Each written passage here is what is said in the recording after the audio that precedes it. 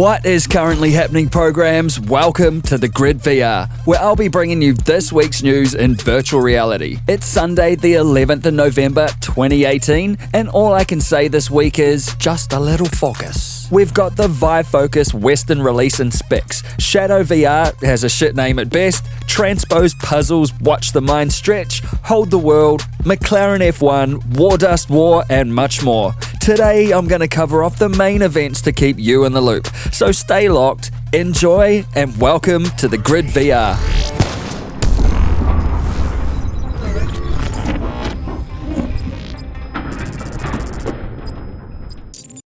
Earlier this year, HTC dropped and then reconfirmed the Western release of the Vive Focus, the first standalone 6DoF headset, which then seemed to stand in direct competition to something like the Oculus Quest, Lenovo Mirage Solo, or the Pico Neo, which I covered in this episode of the Grid VR. Then this week, HTC announced two Vive Focus packages for the Western market: the Vive Focus, which will retail for $600, and the Vive Focus Advantage, which will retail at $750 and $800 depending on what premium service or repair package upgrade you elect to purchase. And I know what you're thinking, how do they fit all those people in that tiny little building? Well, fret not, as these HMDs are set to branch out from the Chinese market and hit 37 countries across the European and North American markets. They will have dual 1440 by 1600 pixel per eye AMOLED screens with a 110-degree diagonal field of view.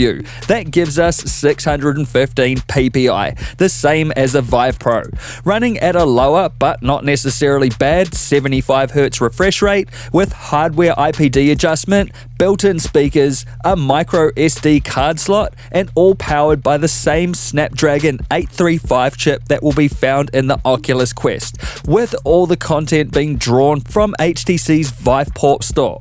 The units will initially ship with a simple 3 degrees of freedom point-and-click controller like you would see with a $200 Oculus Go.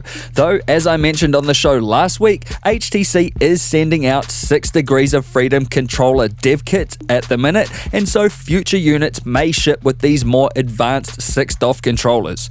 Also, after an update announced to the Vive Wave platform at ChinaJoy in Shanghai back in August, which includes a kiosk mode so you can boot directly into your chosen app, and batch installation so you can install the same software setup to multiple Vive Focus headsets easily. It does seem that the Vive Focus is not actually targeted at the Oculus Quest, which itself looks more towards the consumer market. Instead, the Focus is aimed at corporate applications such as location-based setups and seems perfect for building training apps in sectors like healthcare. And at this relatively high price point, and with these certainly enterprise features, it all seems like a very smart move on HTC's part to turn their attention to the corporate sector, as, let's be honest, the Oculus Quest is going to crush that like button in regards to hardware and content in the consumer space anyways. So if you're looking for a development platform to build training apps on for your business, then the Vive Focus is worth a look, and you'll find all the relevant links in the description of this video. And while the Vive Focus, focusing on enterprise applications, makes sense to me, what doesn't make that much sense is a newly announced standalone 6DoF Oculus Quest competitor called the ShadowVR headset from Shadow Creator, which is a shit name, unless you're a pixelated 8-bit level boss, in which case that name is fucking gangster. This headset will have a single 2560 by 1440 LCD display, which is the same as the Oculus Go, Fresnel lenses with optical path correction to prevent distortion, 110-degree diagonal field of view, unfortunately no hardware IPD adjustment, and powered by a Snapdragon 835 system on a chip, which is the same as the Oculus Quest. This is all pretty standard stuff, but where things get weird is the 6DoF controller, which popped up in this picture here, apparently uses ray tracing to track, and fuck knows what that means in this context. Also, being a Vive Wave compatible headset, the content will be drawn from the Viveport mobile store, which has an extremely limited library, most of which only support 3DoF gaming. And while that's not such a big deal for the Vive Focus, which businesses would primarily use to develop their own content, for a consumer targeted product sitting in the same space as the Oculus Quest, Quest, I can't think of a single reason why the ShadowVR would be a good buy. However, if you just love the name so much and you can't wait out the 6 months until Oculus Quest arrives, then the ShadowVR starts on sale this week for $400, the same price as an Oculus Quest. And briefly, Secret Location, the Emmy Award-winning VR studio that brought us The Great Sea, a highly excellent short story which I covered in this episode of the Grid VR, have given us an interesting take on surreal timeline molding dreamscape puzzle games, because that's a genre and I just pulled it out of my ass. Transpose will have you solving puzzle rooms by using past recordings, aka echoes of yourself, in order to place cubes in cube-shaped activators that destroy a heart at the center of each stage and allow you to progress. The game gives you an almost supernatural retrospective feeling as you see your past self carry out your past deeds, just the way you did moments before. And then it brings a full circle level of satisfaction as you watch from the future now back on your past self as that echo interacts with you, almost as if you knew what the future held while you were still in the past. Very cool. There's 30 levels across 3 worlds, and the whole thing has a Tron-like aesthetic built on top of the Talos principle, albeit with much less narrative and more just puzzle solving. Transpose is available for Oculus Rift, HTC Vive, WMR and PSVR headsets right now for around $20. Wardust is an online multiplayer co-op VR first-person shooter from the makers of Standout, which is a PUBG clone for VR that I covered in this episode of the Grid VR. This is a 64-player first-person battlefield clone attempt in virtual reality where up to 2 teams of 32 shoot it out to achieve their team objective. I expected big things from this one as a potential start fresh built for VR project that moved on from the extreme bugginess I seen of Standout VR. But as in Standout VR, Wardust is very rough around the edges in its early access. Keywords there. The gameplay is there, but as a Rift owner, and bear in mind Vive owners may get better results, my hand would never let go of my weapon. There was always someone screaming in my ear because muting the chat didn't mute the chat. Everyone was locked in the exact same spot in the lobbies, spontaneous levitation, 2 people coming out of 1 people, gun sticking, minor graphical imperfections, mile off weapon positioning, gun sticking, a lot of spawn dying, and so on. Still, it was pretty fun when it worked, but it really does have a long way to go.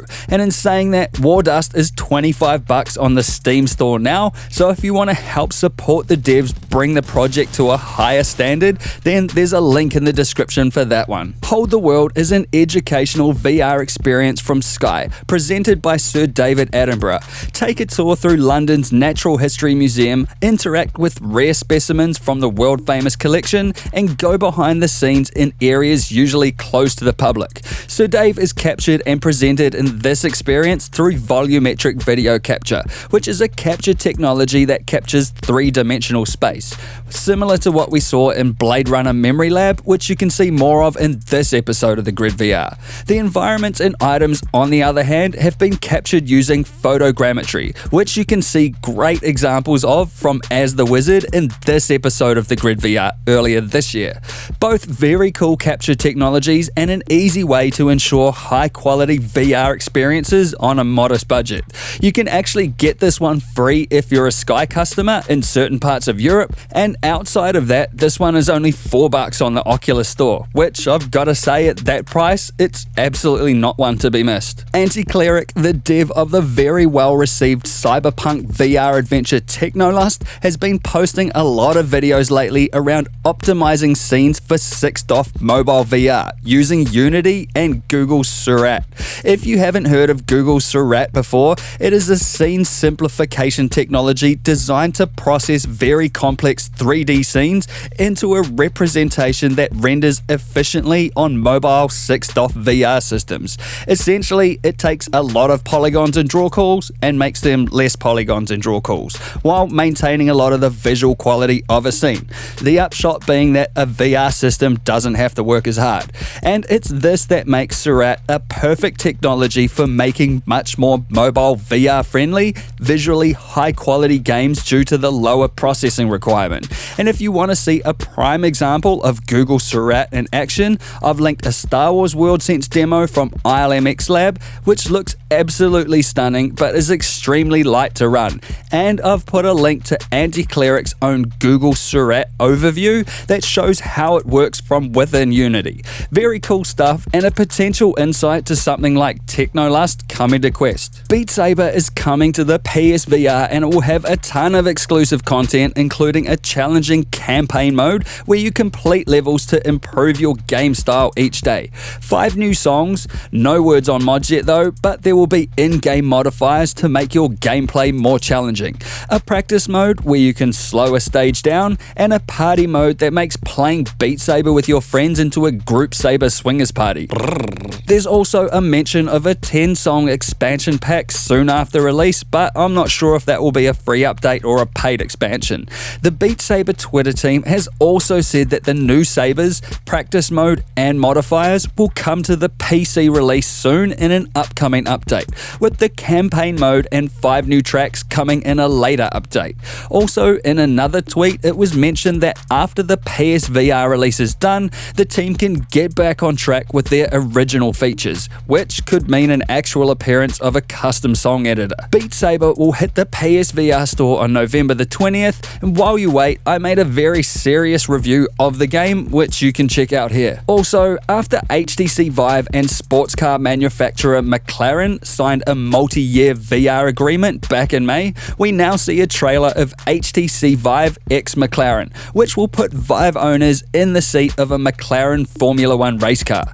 The wrench demo I showed on this episode of the Grid VR in August last year now has a free demo on the Oculus store that guides you through an engine block assembly. It's a really solid and well put together VR experience, and not knowing a fucking thing about cars going in, I couldn't get enough. A fireman and paramedic by the name of Blake McCorkle has built himself a VR training platform for public safety. His previous work also includes an Escape from Fire VR training for children that is free for all schools or anyone with kids.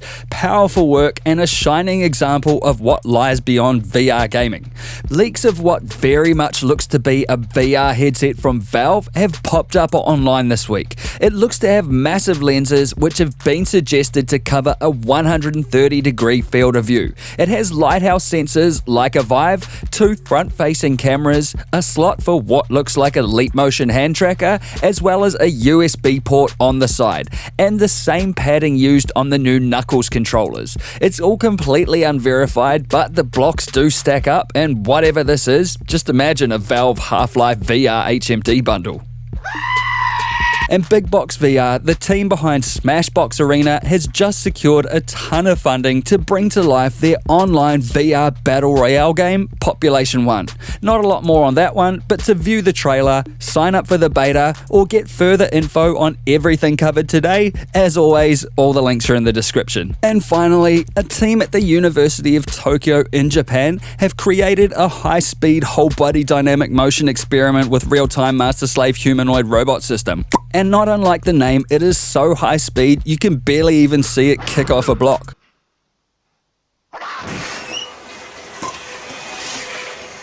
And that's this week on the Grid VR. You can help support this channel by grabbing exclusive rewards on Patreon, and if you like this video, then crush that like button, have your say in the comments below, and hit the XO logo to subscribe if you wanna. I'll see you in the next one.